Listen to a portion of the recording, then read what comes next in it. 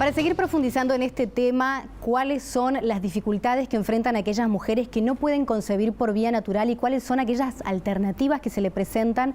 Hoy tenemos el privilegio de contar en piso con una de las especialistas en fertilidad y reproducción asistida más reconocidas en nuestro país, la doctora Marisa de Lepiane. Marisa, bienvenida a BTV Noticias, ¿cómo estás? Muy bien, gracias por la invitación.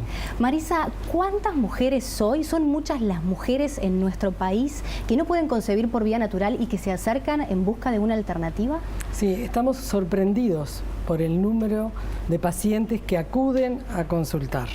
No a consultarme a mí solamente, sino a muchos de los especialistas que están trabajando en el tema.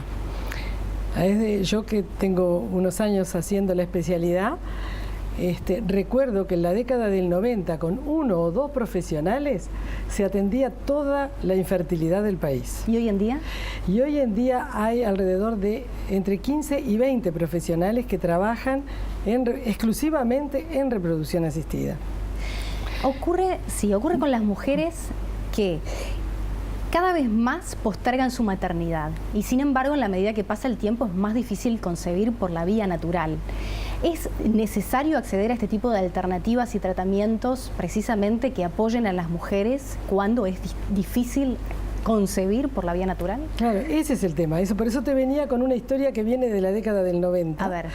Porque históricamente ha aumentado en el mundo, pero también ha llegado a nuestro país la costumbre de tener los hijos después de los 30 y después de los 35 años.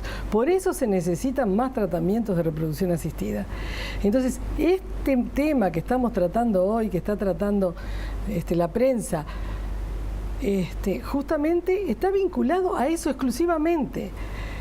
El Fondo Nacional de Recursos, la Ley de Reproducción, dice: no le vamos a dar cobertura a las pacientes mayores de 40 años.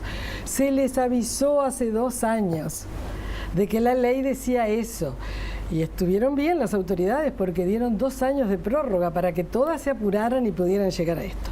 Obviamente, siempre hay un grupo que está por cumplir 40 ahora y que, bueno, y que no se dio cuenta o que no tenía pareja o que no tenía deseos de concebir.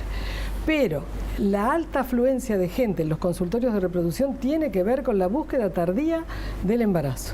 Y me parece interesantísimo este tema sobre la mesa, no para las que tienen tanto 40, porque bueno, eso lo van a decidir las autoridades. Para eso elegimos autoridades y es un problema de recursos.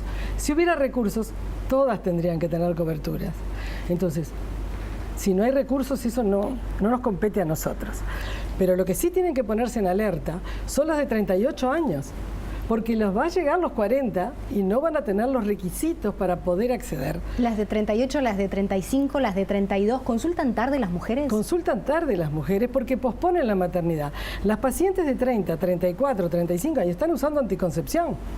No saben si van a tener un problema porque piensan, primero, como tienen tantas cosas para hacer en la vida y saben que una vez que pasan por la maternidad, no pueden hacer todas las cosas que quieren hacer, las hacen antes.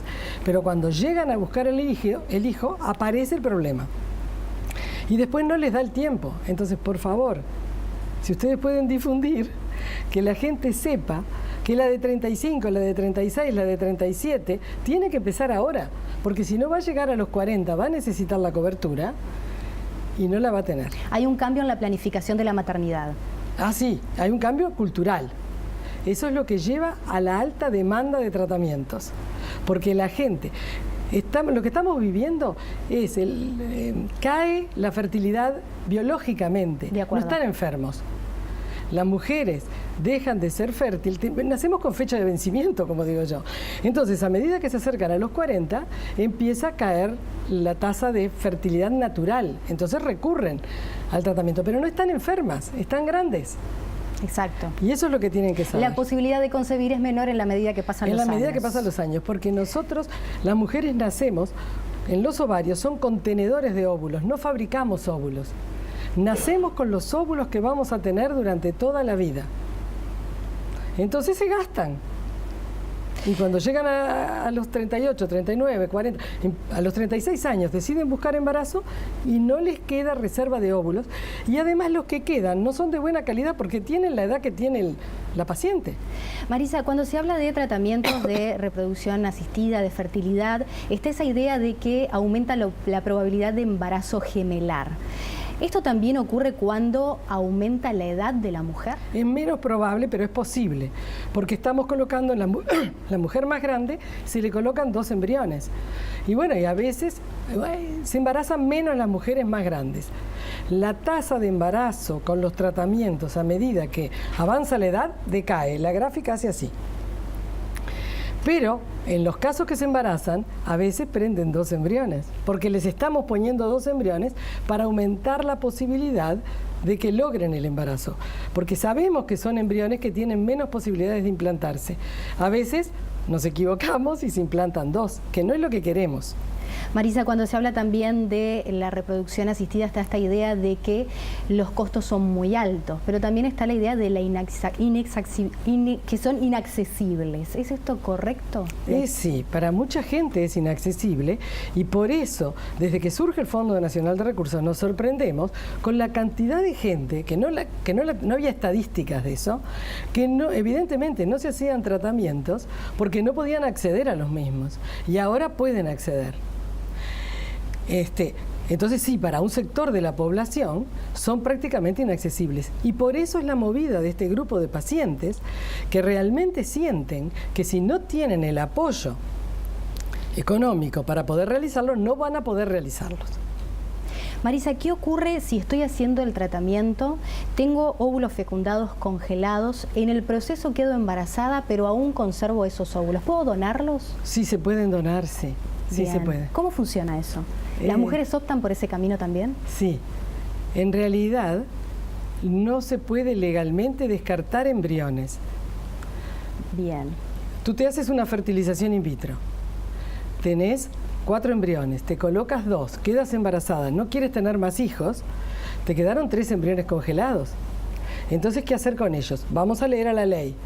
La ley dice, no se pueden descartar embriones. A nosotros tampoco nos gusta. Nosotros no somos partidarios de descartar embriones. Entonces, la ley dice que el destino del embrión tiene que ser un útero materno.